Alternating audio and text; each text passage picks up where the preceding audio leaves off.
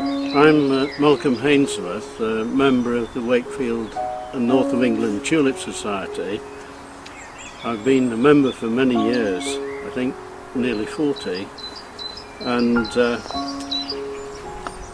during this time I've spent probably too much of my life growing tulips.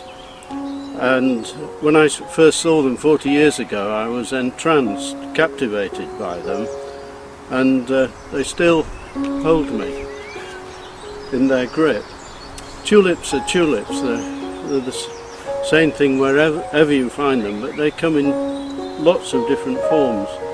And since the middle of the 17th century, essentially, perhaps even earlier, tulips have been grown in England, and specialist florists have bred over the years certain varieties that exhibit qualities that are appreciated by florists wherever they are. And this is an example of what we call a breeder tulip, like a Dutch tulip in the garden. A single colour, purple with a white base, and when it is affected by a virus that's transmitted by green flies, we believe, the colouring in the petals is transformed and changed, and it changes into something like that.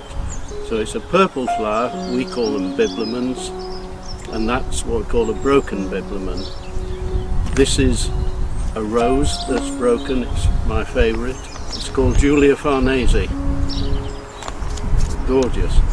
And this is what we call a bizarre, a yellow base ground with red or brown markings, and that's called Lord Stanley.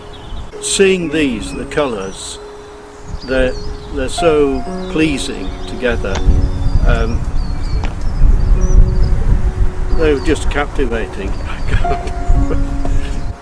The society, which has grown over the years, it's the second oldest florist society in the country. Our records go back into the beginning of the 19th century, and almost certainly beyond. Some of our members have done some really good research on our origins. There were hundreds of tulip societies, believe it or not, in the 19th century. Now there's really only one, ours, based in Wakefield largely.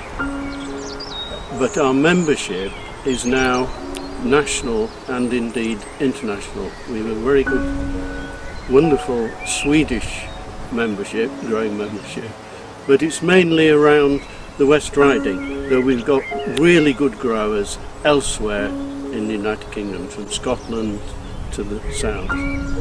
And we have normally 2 shows a year, just a week or so apart, and they're always held in the Wakefield area. Relatively easy to grow, as long as because they're precious to us, we dig them up each season and sort out the good ones from the less good, and we replant in October and November. But they grow virtually anywhere. They prefer to go into fresh ground, but otherwise they're as simple as any other tulip to grow. And I think these, in a vase, they make any room like a room in a palace.